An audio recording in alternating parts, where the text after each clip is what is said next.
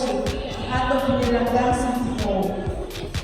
This is a special day for us. After 9 years of bringing the World Travel Expo around the Philippines, we finally made it here. And let me tell you, it was worth the wait. Bringing the Expo to Cagayan de Oro has always been part of our vision because we believe in the strength, beauty, and potential of Northern Mindanao. And now seeing you all here, tourism partners, exhibitors, families, students, travelers, it feels like we've come home. Our theme this year is Discover Beauty, Explore Freely. And that's exactly what this weekend is all about. Discovering what's out there and also what's right here. From booths to raffles, cultural showcases, to travel deals, we hope every corner of this expo brings you something exciting. As I've shared with the media earlier, CTO is more than just a venue. It's a gateway to all the natural and cultural wonders that make Northern Mindanao beautiful. And we're honored to share that beauty with you today. Daghang salamat mga ka-wanderers. This is just our day one. Patayon ka, and let's make it this weekend a day to remember. Maraming salamat po.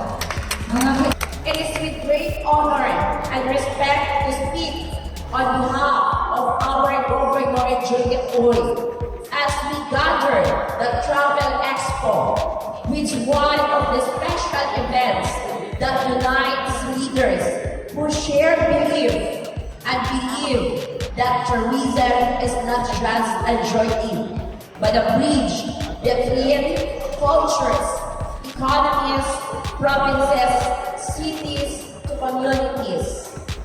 The governor giving her sincere apology of not being heard due to her personal and other prior commitments, but extend her warmest greeting to all participants and appreciation for the opportunity given in this our city and province of holding the World Expo Forum. And this is the first happened in our city and province, the 9th World Expo Forum. She recognized the value of tourism, not only for economic progress, but for peace, sustainability, and most the cultural understanding. In our province, we understand that travel is very important. It helps communities, supports entrepreneurs, and empower different livelihood programs. This is to preserve the heritage and inspires the next generations to see the world with open eyes and open heart. This is why our government invested in promoting sustainable tourism and support the public and private sectors that would give resilient growth and more progressive tourism in Misamis Oriental and of course in Cagayan de Oro City. This event is not just an ordinary one, but this is a collaboration, innovation, and helping each other's progress. We are united today, an event that is meaningful of showcasing ideas, visions, connections to make travel better. For the Misamis and Cagayanons, for the coming generations, on behalf of Governor Juliet Oy, let us continue to work together to have a tourism industry that leads forward for the better Cagayan and Misamis Oriental. As I reminded myself as elected board member of the 2nd District of Misamis Oriental, saying this to everyone that deserves to grow economically, because I believe that no one should be left behind. Once again, good morning and congratulations everyone. Thank you. In behalf of our City Mayor, Rolando Clarence Puy, akong mainitong pagbati, maayad kapag uma. Welcome to the City of Golden Friendship, Cagayan de Oro.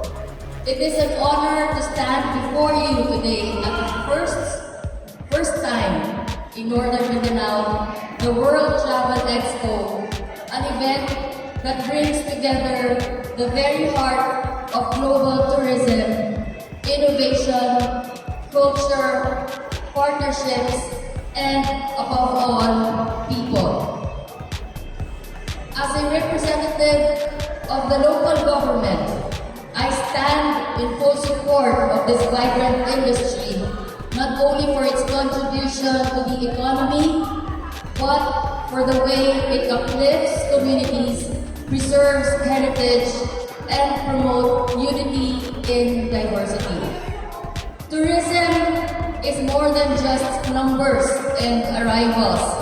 It is the pulse of local economies, especially for developing nations and communities whose livelihoods depend on visitors discovering their stories, their crafts, and their traditions.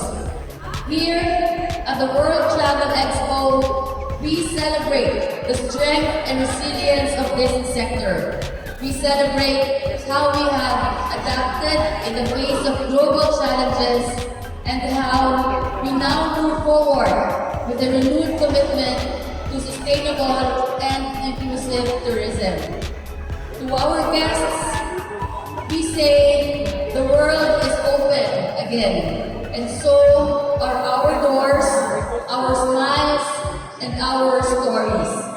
To our partners in the private sector, we value your innovation, your investment, and your vision for a better, greener, and more connected future. And to every traveler, thank you for choosing Cagayan de Oro City and Misamis Oriental and Northern Mindanao to see with open eyes and an open heart. You are ambassadors of peace and understanding. May this expo lead to stronger collaborations, inspired journeys, and shared success for all. Together, let us shape a future where travel uplifts, educates, and empowers. Maayad at mabuhay ang turismo, maayad at mabuhay tayong lahat. Maraming salamat and enjoy the expo. This gathering is a significant milestone not only for the tourism industry of Northern Mindanao. This event also brings together a powerful synergy of public and private stakeholders, local government units, travel and tour operators, hoteliers, transport service providers, and MSMEs and community-based enterprises under one shared vision to promote our destinations and offer a deeper, more meaningful glimpse of what Northern Mindanao has to offer.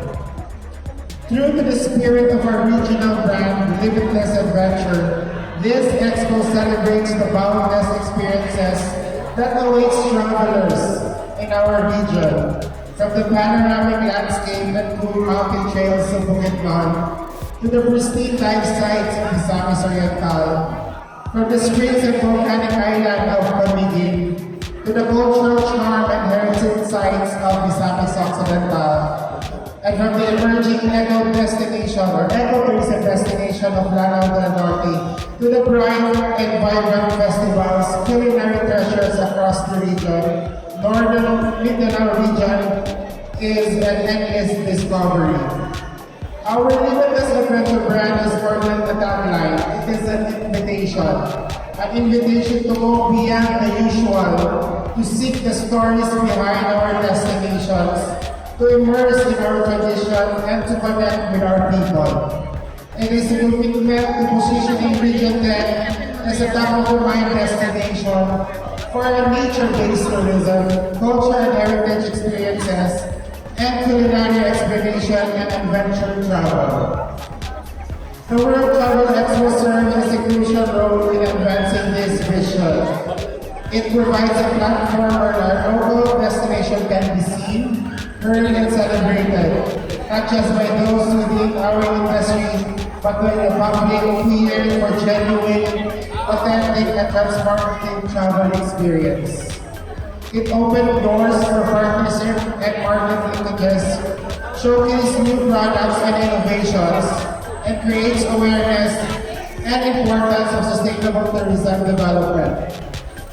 We recognize that tourism is not only about places, it's about people. The success of tourism industry lies in the active participation of our communities, the passion of our tourism workers, and the vision of our leaders.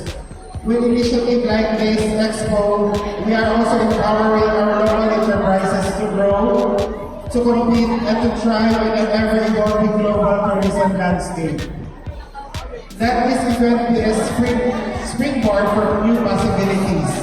Let it inspire new journeys, spark conversation, and ignite curiosity about Northern Mindanao. Let us take this opportunity to reaffirm our commitment to making tourism a driver of inclusive growth, cultural appreciation, and environmental stewardship. In closing, I would like to commend the organizers, partners, exhibitors, and all those who have worked hard to make this event possible. Your dedication to the testament to the resilience and creativity of our tourism industry. May this Expo be a resounding success and may continue to work together in bringing to life the limitless adventure that only Northern Mindanao can offer. With that, daghang salamat at maayong buntag sa tanan. Once again, mga kaibigan,